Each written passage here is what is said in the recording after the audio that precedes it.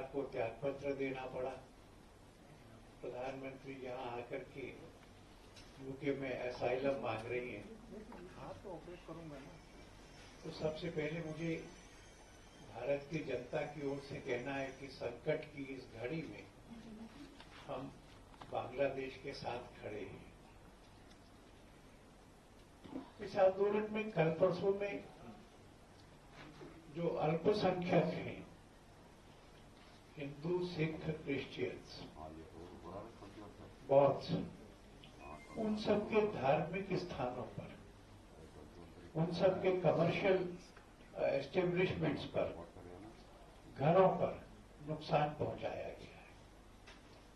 ISKCON के मंदिर को काफी नुकसान पहुंचाया, काली मंदिर के अंदर भी नुकसान पहुंचाया गया है और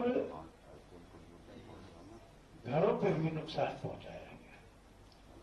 2 हिंदू काउंसिलर्स की हत्या हुई है और हम लोगों ने जो थोड़ा आंकड़ा कंपाइल किया है तो ये अनफॉर्चुनेट है कि बांग्लादेश का कोई भी ऐसा जिला नहीं है जिसमें इस तरह के नुकसान की कम या ज्यादा घटनाएं ना हुई। सब जगह हुई है, सब डिवीजन्स में हुई है, सब डिस्ट्रिक्ट्स में से हुई है। कल रात को जो हमने आंकड़ा इकट्ठा किया था उसमें हमने 2-3 जिलों का, पंचगढ़ एक जिला है, उसमें 22 घरों को नष्ट किया गया है, झेलेदहा में 20 घर, जयसोर में 22 दुकानें और बाकी जगह के आंकड़े में भी इसके आसपास या इससे कम है। गुरुद्वारों को भी नुकसान हुआ है। ये बात ठीक है कि बांग्लादेश में जो प्रोग्रेस हुई है पिछले सालों में ह्यूमन डेवलपमेंट के इंडिसेस में, इकोनॉमी में, एक समय में ये फास्टेस्ट ग्रोइंग इकोनॉमी थी। इसमें अल्पसंख्यकों ने, हिंदुओं ने, क्रिश्चियंस ने एक बड़ा कंट्रीब्यूशन किया है। पर यह बात भी सच है कि एक समय में बांग्लादेश में हिंदुओं की आबादी 32% थी, आज वो 8% से कम रह गई है।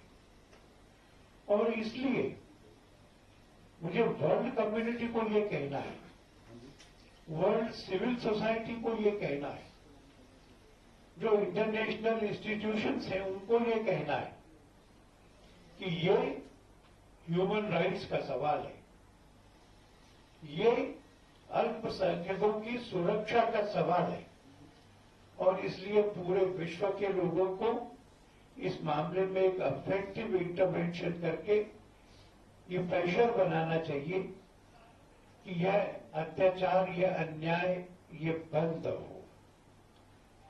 भारत की भी परंपरा रही है कि दुनिया में कोई भी ऑप्रेस्ड कम्युनिटी है, हम उसकी मदद के लिए गए हैं। भारत उन सब के लिए शरण दाता का केंद्र रहा है। हम भारत सरकार से भी ये कह रहे हैं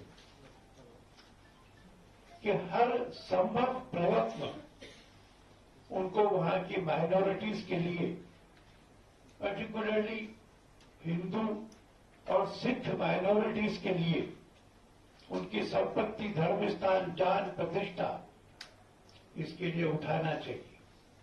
जल्दी उठाना चाहिए, तुरंत उठाना चाहिए, पर्याप्त उठाना चाहिए, हर संभव कदम उठाना चाहिए। हमारी और पाकिस्तान, हमारी और बांग्लादेश की 4000 किलोमीटर से ज्यादा की कॉमन सीमा है। उसमें से 2200 किलोमीटर अकेले बंगाल के साथ है। हमको इस बात का डर है कि इस परिस्थिति का फायदा उठा करके एक बहुत बड़ी संख्या में दोबारा से एक्सोडस का प्रयत्न किया जा सकता है, इन्फिल्ट्रेशन हो सकता है, अतिक्रमण हो सकता है।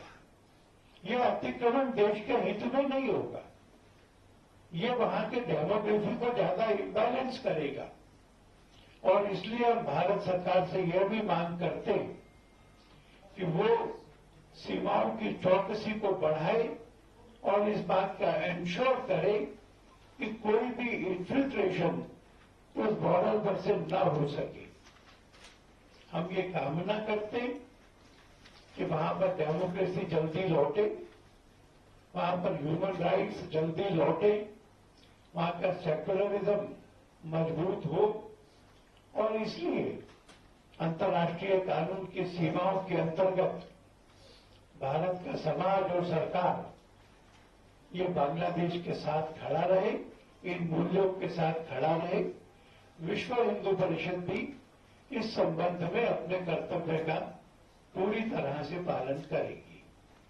आपको इसमें से कुछ पूछना हो तो आप पूछिए। कितने हिंदू माइनॉरिटीज वहाँ मारे गए हैं? 2 का तो आपने काउंसलर का नाम बताया, उसके अलावा सिविल सोसाइटी में कितने मरे? अभी एग्जैक्ट नंबर्स मेरे पास नहीं है, पर जो अभी हो रहा है वो मकानों और दुकानों पर हमला और रिलीजियस प्लेसेस पर हमला, ये ज्यादा हो रहा है। सर, ये एक बहुत सारी वीडियो सर्कुलेट कर रही हैं जो कि प्रताड़ना का है, सरिया के कानून का, जैसे वो प्रताड़ना कर रहे हैं, और मौत का भी खबर आ रहा है कल रात से। हमारे पास में मृत्यु का एग्जैक्ट स्टेटस अभी मैंने आपको जितना बताया उतना है। आलोक जी, क्या आपको नहीं लगता है 1948-1971 एक षड्यंत्र चल रहा है जंगल और उसी राष्ट्रों में इस तरह की घटना घटती है, हिंदुओं के खिलाफ अत्याचार होता है? ये बात सच है, और इसी को मैंने अपनी प्रेस कॉन्फ्रेंस में अपने भाषण में कहा है।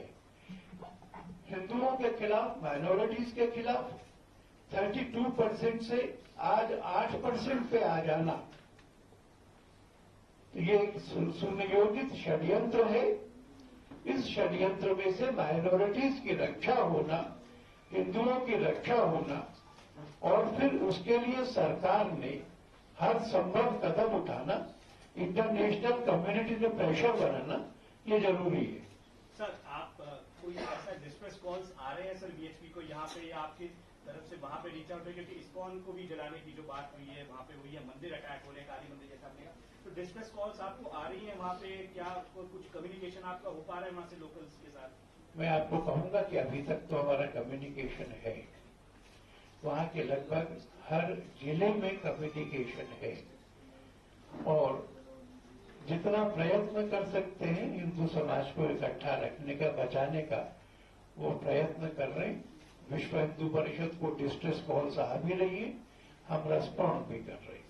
आलोक जी, आपका क्या रिस्पॉन्स होगा? क्योंकि वहाँ के राष्ट्रपति ने जो पीछे प्रधानमंत्री थे उनको रिहा किया, जो स्टूडेंट्स पकड़े गए थे उनको रिहा किया, जो दोषी थे उनको भी रिहा किया, तो क्या आपको लगता है कि इससे हिंदू समाज को और भी डरना चाहिए, या जो सिचुएशन है और बदतर होता जा रहा है? मैं इस पर कमेंट नहीं करूंगा कि खालिदा जिया को रिलीज करना चाहिए था कि नहीं, पर मैं इस बात पर जरूर चिंता करूंगा कि आज के अखबारों के रिपोर्ट्स के हिसाब से जो आतंकवादी जेलों में बंद थे उसमें से काफी लोगों को आंदोलनकारियों ने छोड़ा लिया है। तो that is a matter of concern for me. पर विद्यार्थियों को छुड़ाया गया, खालिदा जिया को रिहा किया गया, इस पर मेरा कुछ कमेंट नहीं है। तो वहाँ के हिंदुओं से क्या अपील करेंगे जो अभी है बांग्लादेश में? मैं हिंदुओं से कहूंगा कि हम लोग उनके साथ हैं, यहां से हर संभव मदद पहुंचाएंगे, और वो भयभीत न हो, इस परिस्थिति के सामने में अपने बचाव के लिए सब यथायोग्य कदम उठाएं। The international community is with them.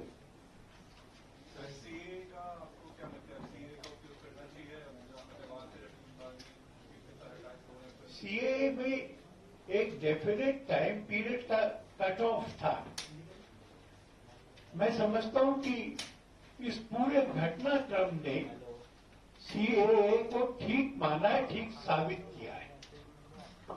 क्या इसके पीछे पाकिस्तान का हाथ हो सकता है? राष्ट्रीयता जरूरी है। मैं समझता हूं कि ये जो न्यूज रिपोर्ट्स आ रही है उसमें आईएसएस ने इसको इंजीनियर किया है, फंड किया है और प्रमोट किया है, इस बात को बिना किसी कॉन्ट्रडिक्शन के कहा जा सकता है। निश्चित रूप से आईएसएस का इसमें बड़ा हाथ है।